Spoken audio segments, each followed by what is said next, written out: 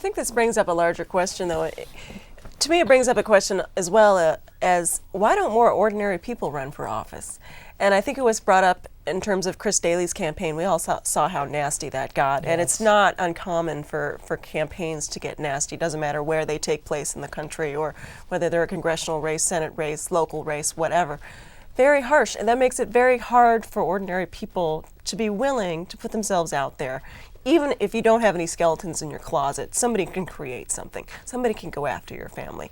And a lot of people they don't want to risk it. And it's also something else that drives down voter turnout. Yes. And it does create a situation where maybe if you're a really wealthy person, you're already pretty well known and powerful, that way maybe the slings and arrows, you don't feel them so much. Or you don't feel like maybe if you don't win for office and you have to go back to your regular job, that you're not going to be suddenly vilified, or you're just going to be afraid to show your face. It's a lot easier to just be able to withstand that if you're a wealthy, powerful person already. And if you're not, if you're just an ordinary Jane Doe, I think it's intimidating to put yourself out there like that. Well, I think it's also hard for the ordinary Jane Doe to have $40 million to run for office. I mean, that's sort of what we're talking about. I mean, nothing was more horrible to be participating in and watching was the Angelitti Wesley race. They set a new low for, I'm not voting. I don't even care who wins anymore.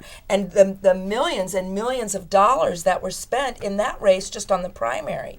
And I think it's true. It's that I really feel like the mudslinging is a very male game, and that if you have millions of dollars, you know that you're going to donate 20 million of it to mudslinging, to your negative campaign of the other candidate. And they know that going in, and they just sort of sit around and see who's going to top who, on who can get the last negative campaign in that actually pushes them into winning. I mean, we all analyzed, those tapes where Angelitti's would walk backwards. I mean, just all of those, horrible campaign ads that I think left America completely cold and without any leadership or direction on what the issues were. Yeah, and I mean, I think, let's be clear, like, we're talking about public financing, and we're also, with public financing, we're talking about there's not enough information, and voters, mudslinging is all voters have to look at. Yeah. Most voters in California, most voters in San Francisco even, and I think we need to really talk about, in changing the debate, we need to change the media that voters see, and I think, that's the reason we make voter guides that we distribute a ton of, and that's the reason why we really push young voters to understand that, the commercials they see on TV, like most voters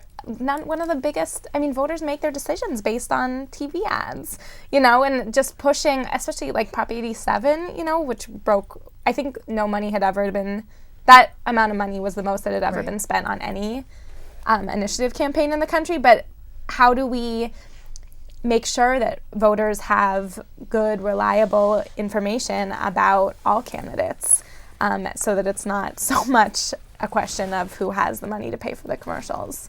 Absolutely. And I think that really gets into, inspiring people to be involved in campaigns. And in addition to training people, to run for office, we also need to be training campaign organizers. And I'm really committed to figuring out how do we take all of the wonderful community-based activists in San Francisco and make the transition to electoral politics, and to be able to see that, what happens at the ballot box influences what happens in City Hall directly and completely, and how do we make sure that we're expanding the folks who are engaged in campaigns. And then also, how do we get back to the real method of campaigning in terms of knocking on doors and talking to voters one by one? And I think that was what was so beautiful about Chris Daly's campaign, is that, he didn't win because of TV. He didn't win because of money. He didn't win because of the number of mailers, because he was beat on every single one of those counts. He won because he had the most people, hundreds of people out there knocking on doors, SRO tenants organizing other SRO tenants to go to vote, and knocking back on their door and making sure that they did, phone banking, calling people,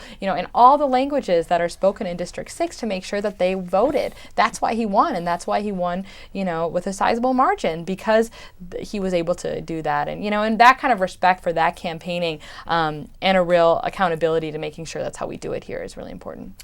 And for women. Yes. Women.